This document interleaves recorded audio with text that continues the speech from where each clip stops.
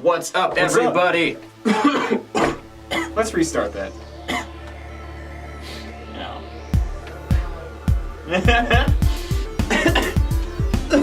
All right.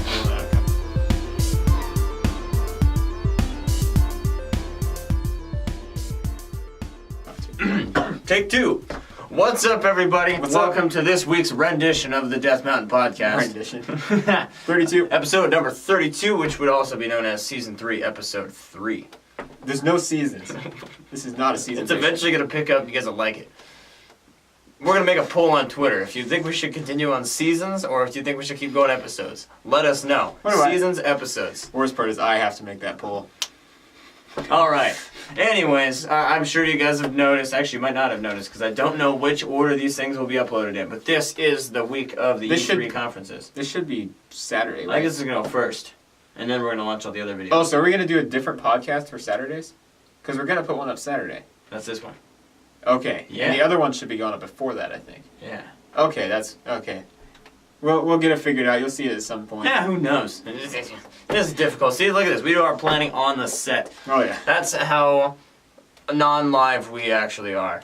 Yeah. But we don't even know when our videos will upload. We let that be Cody's issue. He just edits and does fun stuff with the camera and makes fun of us while he does it. Of course. That's just the only way to do it. Mostly Tyler, because comic relief.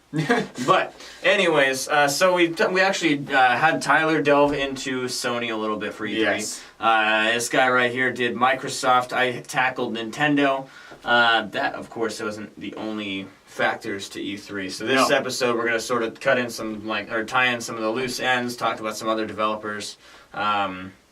Yes, just sort of talk about everything. There's a lot of third parties that attend E3 these days. A lot of the big publishers, mainly EA, had the start out on Saturday, followed by Bethesda Sunday after Xbox's conference, and then we had Square Enix. We had Devolver Digital too, but they did some joke thing like they usually do because they're funny.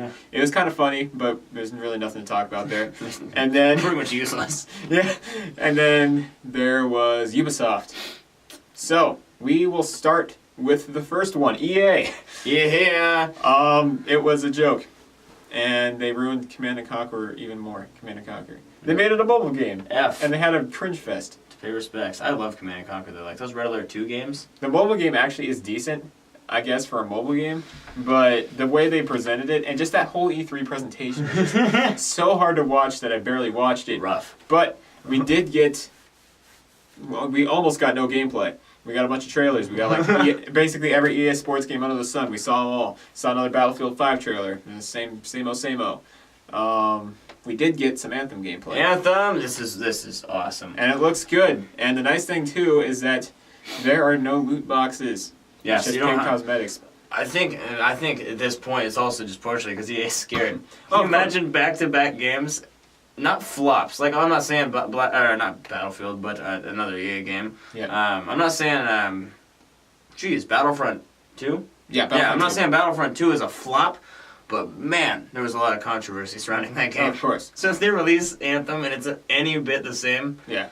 Yeah. No. Battlefield 5 is also on the same route. It's also an EA published title. Star Wars Battlefront 2 reverted everything. They're still supporting that game, even though it's almost dead, honestly. Yeah, I love games that have like in-game, not in-game transactions or things like that, but like when you can like buy things like skins and stuff like that, like things that don't impact the actual game. But they still have unlockables. All these games still have unlockable stuff. Exactly. So you always have something to work towards. Even the loot box games kind of had that to an extent. Exactly. I just don't like when they're like, oh, here's a loot box for your game to look good to this, but guess what? Now you got to buy a key for it, and just kind of funny because all the key-based ones are usually the ones that don't get any criticism.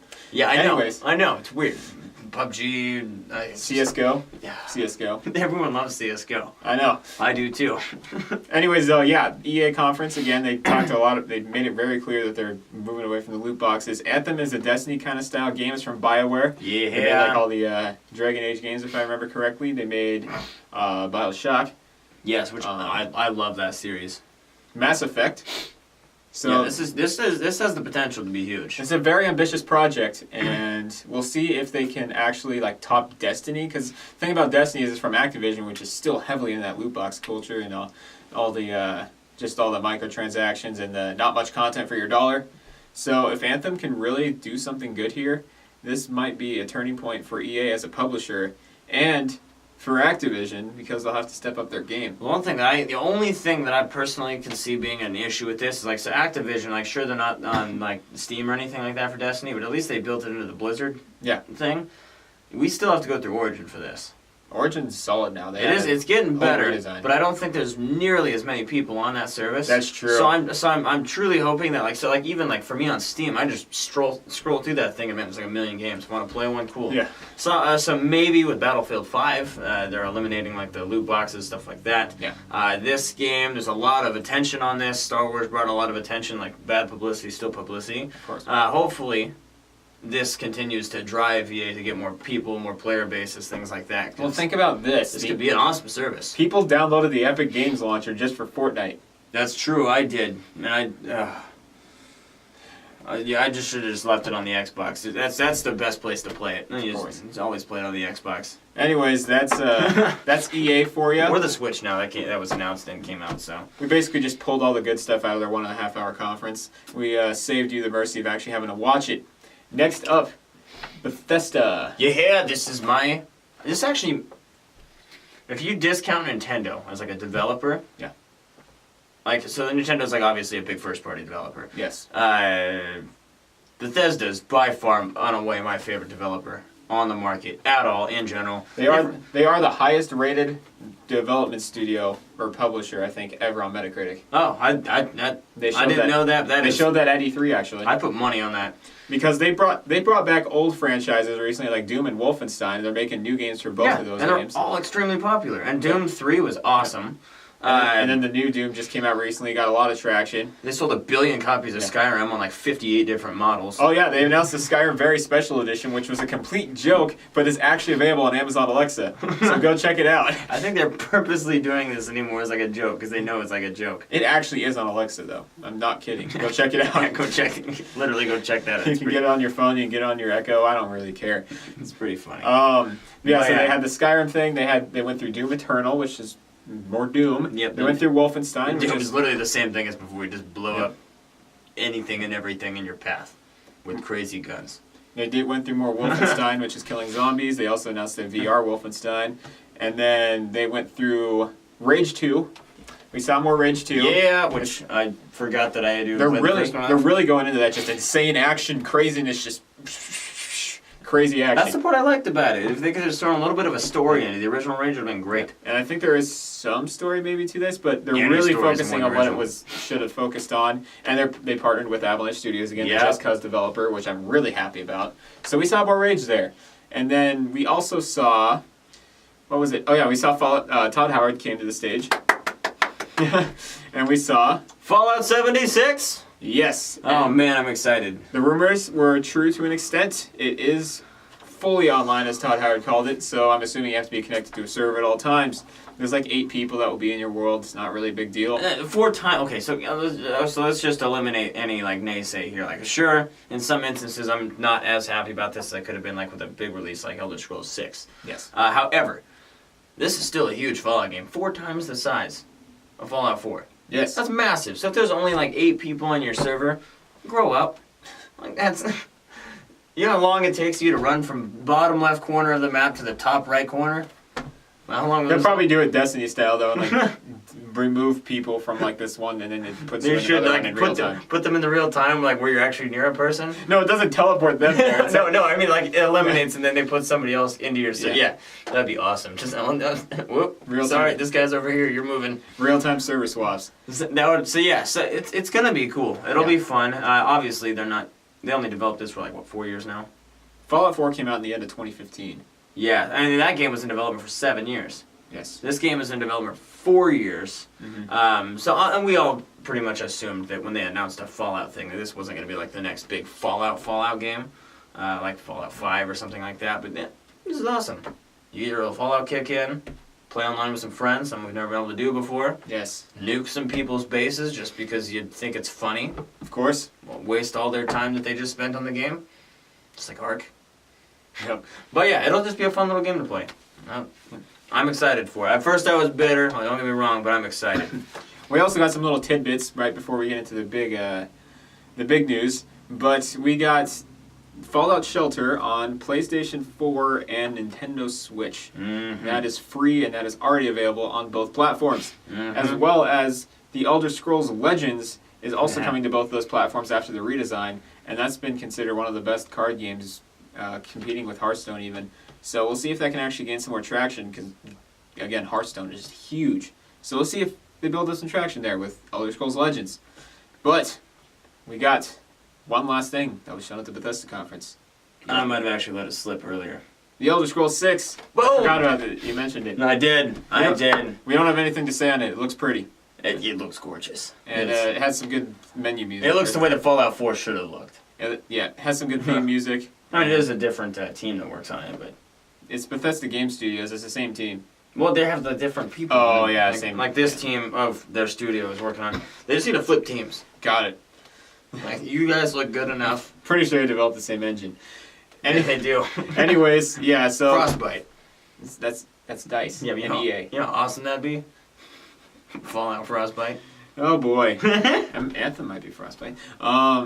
Anyways. Ignore me. We're going to move on from Bethesda now, because we've got a lot to cover. Rip Bethesda. We don't really have much to say from Square Enix, because it's just stuff we've already seen. Mm-hmm. So we will move past them and straight to... We got that new Assassin's Creed game. That's Ubisoft. Yeah. We're moving into right now. Oh, look at that. Assassin's Creed Odyssey. Yep. Apparently they're moving to a 2-year development cycle. They're back to 1. But Odyssey looks like the same kind of scale as Origins had, which is the one in Egypt. And I forgot where Odyssey's at. Crap. I don't know where's that either. Look at this. It's just like I'm another look it up. But yeah, so there's a new Assassin's Creed coming out. And they announced that Star Fox will be integrated in their Starlink Toys to Life kind of thing. Forgot what exactly that is, but that's pretty cool. For Ancient Greece. Only. Okay, so it's in Ancient Greece. That's pretty cool. Should be a solid game. And then they announced like a new Trials game, which is that bike game. I actually really enjoy it. And what they announced that, again, the Xbox E3, which I detailed, they announced The Division 2. Mm-hmm. So that's another one that was supposed to like compete with Destiny. So hopefully this one can gain more traction. Because I actually quite like the first Division. I don't think you've ever played it. Never played that one. It's a very solid game. There's still some players there. And that's really it for third parties. So, E3 overall. Oh, man.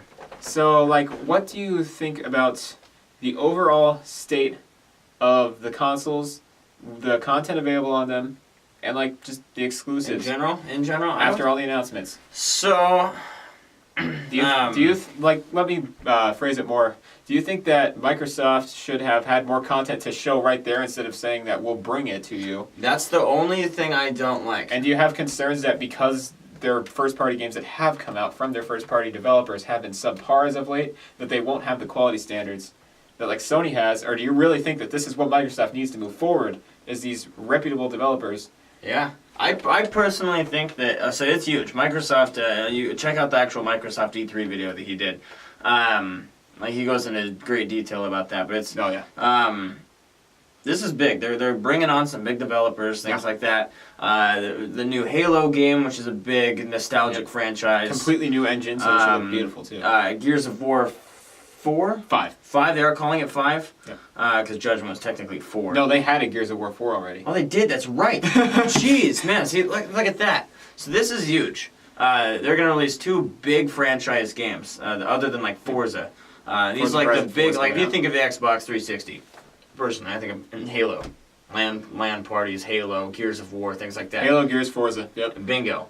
And we've gotten a lot of Forza as of late, to the point where I'm personally almost burnt out on it. Motorsport every other year, and Horizon every other year. So this is huge that we're actually getting both a new Halo game on a new engine as well as Gears of War. So I think that as long as they can capitalize on that, make them pretty good games, because I mean, God of War, Horizon Zero Dawn, like we're getting some pretty big games from Sony. This is Microsoft's chance, because that last game that they did, that they hyped up a lot, Sea of Thieves, flop. Yep. Absolute flop. And so this is huge. Microsoft just has to come in like guns a-blazing, and they have to knock this one out of the park. Because if they make these 2 series flop, I don't know that they're actually going to be able to rebuild that first-party reputation the way that Sony's been going. Because man, Sony is just dominating. E3 2019 is going to be a huge year for Microsoft. And huge. After that as well, especially if those developers start Yep, and we're going to have to see if they can really build up their quality and make people actually want to choose Xbox instead of just being like, oh, we can play all the games that are on Xbox on PlayStation. Okay, cool. Like, I can play my games on my PC if I want to. So, like, they have to give you a reason to want to play it on the Xbox, other than the fact that our console's cooler. Yeah. Like, oh, I can play in slightly better performance than a PS4 Pro. However... Well, what games can you play? Sea of Thieves? Cuphead? Moving on a little bit. I like Cuphead. Yeah, Cuphead's great. It's also on Steam, though. Yeah. Moving on a little bit to the other conferences, though, from the companies that have had very solid first-party exclusives. But what do you think about... Because the thing about the Sony one is there's just a bunch of 20-minute gameplay footage. Yeah, they didn't really show many new games, and they had a lot of weird talking parts of it to kind of kill the pace, but... Should they? Do you think it was a good idea to just show gameplay, or are you kind of concerned that that's really all they had to show for it? I truly think that that's all they had to show. They had most of their big showings earlier this year. It's like God of War was huge this year. I mean, they did like the collector's, not the collector's edition of the Horizon Zero Dawn thing, the DLC pack one. Like, I truly don't think they really had much to bring to the table this E3. Yeah. Like, I'm not saying that that's just means that the Sony is just like, well, there's the peak, we're going downhill. But it could just be that they're just in a dry patch right now. They're just developing something awesome. Yep, I mean, they did show stuff they did, developing. Yeah, it's just Death Stranding. We already knew about it. But, yeah, it's nothing really big. So I think that it's just at the point now where it's like they know that they had the conference. Yeah. This is where they're at currently. This is where they're going. So, like, why try to, like, rush something big when they could just be like, well, here's what we're doing. And see, what I think about it is... honestly, I kind of just like... Because the thing about it is a lot of the Sony first-party exclusives seem very similar in nature to each other in a kind of ways, like third-person, and it's very narrative-driven. And so they didn't really have other games... They had some of like their partner games like Call of Duty and Destiny were showing stuff like that. Uncharted games. But I'd like to see some more differentiating from the different Sony first-party, the worldwide studios, as they call it, from Sony Interactive Entertainment. But this year, we still saw some games that they all look great. I just wish they were a little kind of more spread out in their time windows for how kind of similar in structure they are. One cool fact, though. Remember the 3 cartoony-style games, the Ratchet & Clank, Sly Cooper, and Jak and Daxter from the PS2? Those are the 3 developers that are working on The Last of Us 2, Ghost of Tsushima, and Spider-Man. Exactly. So that's actually pretty cool. It's the original 3 from the PS2 era. And I'm sure Tyler mentioned, you guys saw that on the thingy about Spider-Man. That's another pretty big one that's very similar to like the Arkham-style Batman games. Yep. And separate from the movies, too, which is good. Exactly. So that's pretty big. So I think that if they play that right, those old Spider-Man games like the PS2 were awesome. Yeah. They play that card right, I think that's a home run right there. What do you think, though? I just said what I thought. No, here. Another question. Yes. Between all the developers, Microsoft, so ignore like the third parties, Microsoft, Nintendo, Sony. So like their in-house developments. Yep. Which one of those 3 do you think actually had the strongest presence at E3? Like looking back on, now that we've seen all of it, now that we've already notified our followers here as to what's going on, what do you think was the single strongest showing this year at E3? Probably not Microsoft because, again, they had nothing really to show for it. They had some great announcements, though. Like almost as if they were able to say, here's what we got, but we can't prove it. So maybe they'll deliver in a year that the others don't. Oh, jeez, that would be awesome. I hope so. I mean, competition's always good. So Sony it's not like there's going to be less games. There's going to be more games. That's true, exactly. And then because Nintendo just had Smash, and Smash was insane. They showed everything people wanted. But Sony probably... Oh, and Nintendo did announce more. That's the thing, is they announced more new stuff. True. But they didn't announce much new stuff. So I'm probably still going to give it to Sony just because they had so many heavy-hitting games from so many top-notch developers that have been in works for years, and we saw gameplay of them, and they're all coming soon. It still was kind of a subpar E3 in my book. Yeah. I'd say for me... 2017 was incredible for E3, and I think this is kind of just like a continuation, like a part 2, if you will. And I'd say for me, Sony in that same boat, I loved it. Awesome, just gameplay. It was broken up by a little bit of talking. Nintendo nailed it with the Smash Bros. They talked about third-party stuff like that. I took it from a little bit different of an aspect myself of Microsoft is showing us that this is what they have available to them.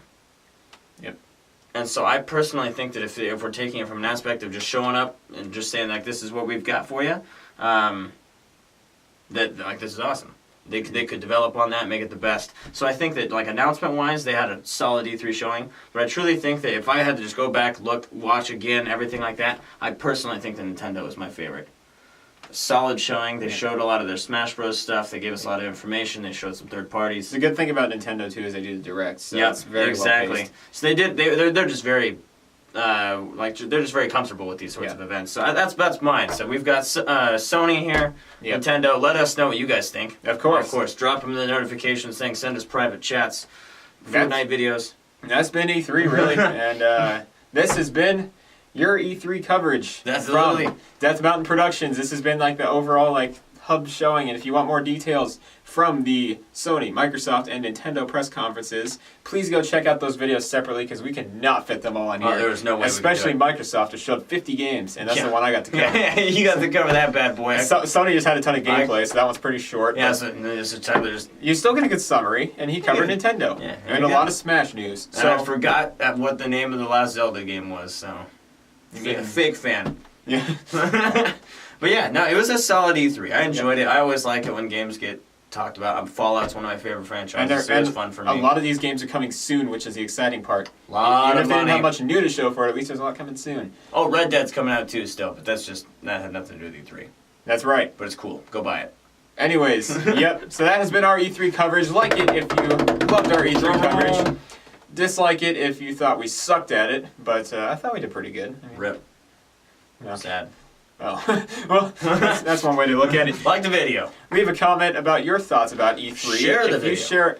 If you share our thoughts with us, or if you have differing opinions on E3, leave a comment. But share the other share that you mentioned. Mm-hmm. Gets the word out so that people don't have to watch these really long E3 conferences and then get all the info through these. In less than a half hour. And they don't have to watch the EA E3. That helps a lot. And sad. What Square Enix one? Or Square Enix. At least that one wasn't cringy. It just was stuff nobody cared about because they already knew about it. Exactly. Yeah. So subscribe if you haven't already. Click the notification bell if you haven't already because subscriptions are broken, but notification bells are also broken. So follow us on social media. Because maybe YouTube will actually end up getting that crap together. Facebook, Death Mountain Productions, Twitter, Instagram, and I don't think we use our Snapchat anymore, but all of those are DMP streams. Mm-hmm. So follow us on there. Follow us on Twitter, mostly because you're going to get that poll. Yes. I don't even remember what the poll was about. And we'll just look back on it. But tell us, we're going to have a poll. We're really going to put up Microsoft, Sony, Nintendo. What should we throw Bethesda in that? They're a pretty big show. We'll have two different polls. Okay, so we're going to have a first party and third party. Yep. And I want you to tell us what you thought was your favorite E3 showing, whether it be just on content or on gameplay or whatever it is, your personal opinion. Yep. With that, that's it. This is us, Trevor, Joey, your crew at the Death Mountain Podcast. And you stay classy, Spokane. Stay classy.